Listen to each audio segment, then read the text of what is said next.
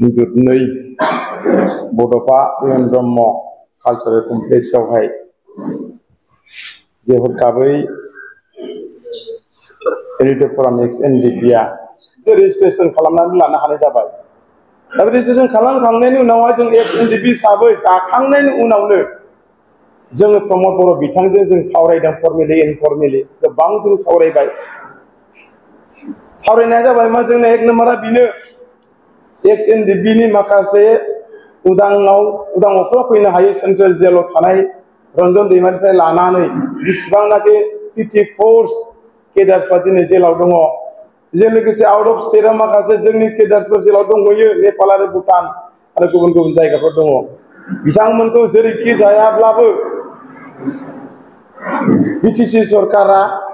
AC decision लानायनि गेजेरजों बिथांमोना बिल पास खालामनायनि गेजेरजों दिसपुराव फाथायनांगौ होननानै दिनै जों गोबां बिटिसि सरकारखौ जों प्रेसार होदोंमोन। नाथाय बिथांमोना दिनैसिमबो जोंनि खोथा बाथ्राखौ दिनै रेसपन्ड होआखै। दिनै बे रेसपन्ड होयैनि थाखायनो दिनैहाय जोंनि जेनोखि फाउन्डार नांगोना रन्जन दैमारि सारखौ लानानै गोबां दैदेनगिरिफोर दिनै सेन्ट्रेल जेलाव दङ। दिनै बेफोरनो गासैबो समस्याफोरखौ लानानै दिनै बे एक्स एनडिपिआ दिनै दानो गोनां जादों। आरो बेल' नङा, दिनै जों मोनसे एग्जाम्पल हिसाबै जों बुंनो हायो दिनै एक्स बिएलटिफ्रा दिनैहाय बिटिआर एकर्ड जाखांनायनि 17 बोसोर 2 बोसोर मोनसे इन्टारिम सालायखांनायनि उनावहाय फर्मेलि 15 बोसोर 15 इयार्सखौ दिनै बिथांमोना इलेक्सन गेलेनायनि गेजेरजों गावसोरनि एक्स एनडिपिफोरनि मावबोनायाव जेसेबांनाखि केडार्सफोर दङ लिडार आरो केडार्स दिनैसिमबो बिथांमोना मालाय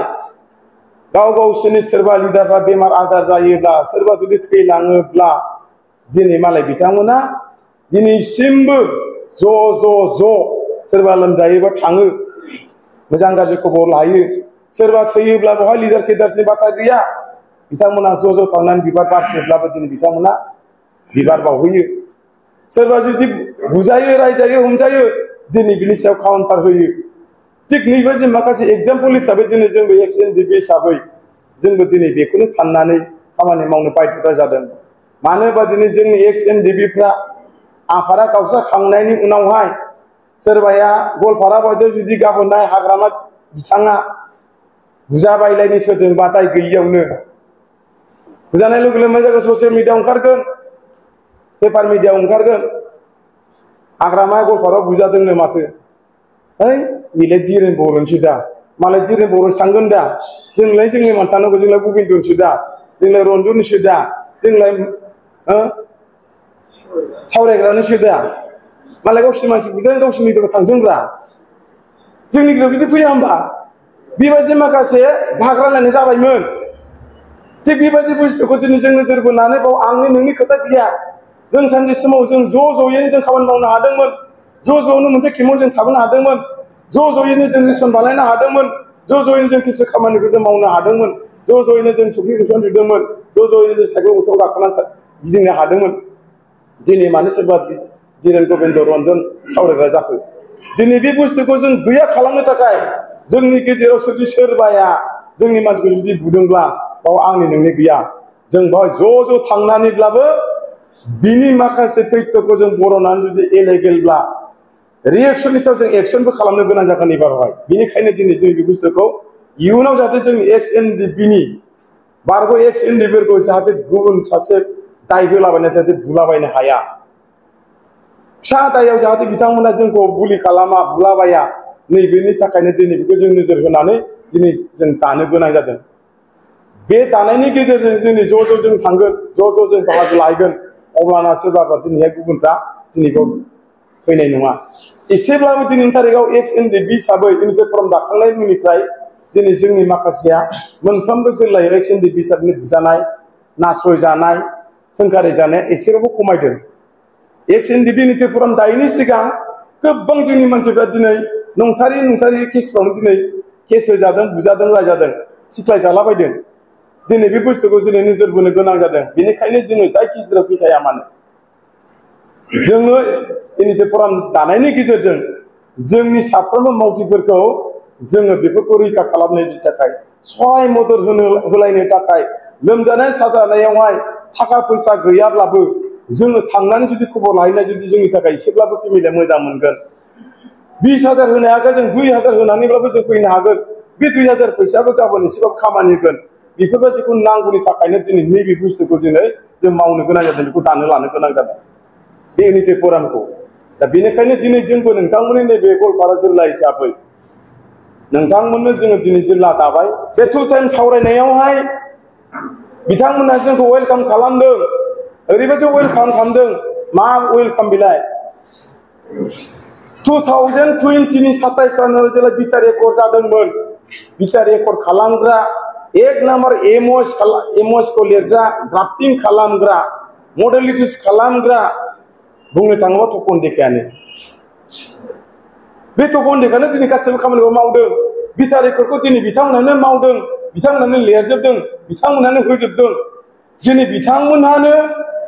दिल्लीयाव थानानै जिखिनि मावफुङाखै मावफुङै खामानिखौ दिनै बिथांमोना जोंनि माखासे सिगनेटरिफ्रा ज' जानानै मोनसे डिलिमिटेसन टीम जानानै दिनै बिथांखौ लोगो हमहैनोबो गोनां दंमोन नाथाय 3 बोसोरनि उनाव जोंनि सासेबो बिटिआर सरकार सलायग्रा सिगनेटरिफ्रा बिथां आइबिनिसि डाइरेक्टर तपन डेका बिथांखौ लोगो हमहैयाखै रावबो गिबि खेब हिसाबै नैबे इउनिटि प्रग्रामा लोगो हमदों लोगो हमनाय लोगो बिथाङा जोंखौ सारभाइस खालामदों नोंथांमोना मोजाङानो जादों जों खोथाखौ बुंदों नोंथांमोना थिगानो जादों इउनिटि प्रग्राम हिसाबै इन्डिभिजुवेल ज' जाबाय जोबोद मोजां मोनदों आं गोजोननाय मोनदों आफादा ज' जानानै किसु खामानिखौ मदद होनांगौ बेनि थाखाय आं मोजां मोनदों जोंखौ धन्यबाद होदों बिनि उनाव मा बुंदों बिटिआर रेकर्ड जाखांनायनि उनाव कुनु रावबो दैदेनगिरिफ्रा आंखौ रावबो लोगो हमफैयाखै गिबि खेब नोंथांमोनानो लोगो हमफैदों बिथाङा बुंना लानो गोनां जादों खारना जादों मा होनबा बुंनाया जाय जि बुस्थुखौ मडेलिस्ट खालामदों जाय जि बुस्थुखौ ड्राफ्टिं खालामदों तपन डेका नङा होमबा दिनै जायाखै इमोसआव लिरनाय खामानि दामानि जायाखै रनजित दैमारि गवाखै 54 मानसिफ्रा जोंनो जेलावनो दङ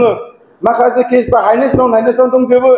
एक्सिडेन्टनि माखासे खामानि जायाखै रिहेबिलिटेसननि खामानि दिनै जायाखै साख्रिनि बाथ्राफ्रा दिनै जायाखै दिनै बेबायदि थासारिखौ नोजोर बोनानै नायोब्ला सिगनेटरिफ्रा तपन डेकाखौ प्रेसार हैनो हायो खारना मा नोंथाङानो लिरदों नोंथाङानो बेखौ बानायदों नोंथाङा बेखौ बानायखांनायनि उनाव नोंथाङा बेखौ इन्ट्रडिउस खालामना हरनो हायाब्ला जों सोरखौ आसा खालामनो बेबो नोंथाङा जोंनि आसामनि थागिबि तेजपुरनि मानसि सारा बेखौ अननानै खालामना होनांगोन प्लिज जुदि खालामना जुदि बेबायदि आपिल खालामहैयोब्ला गाबोन जोंनि गासैबो क्ल'जफ्रा मा जायनि मा बाथ्रा दङ नाथाय बिथांमोना दिनै जोंनि नैबे बिटिसि हालामावल' दादागिरि ओरै थांलाय ओरै फैलाय साइरेन दामनायनिल' बेस्थ' कम्पिटिसन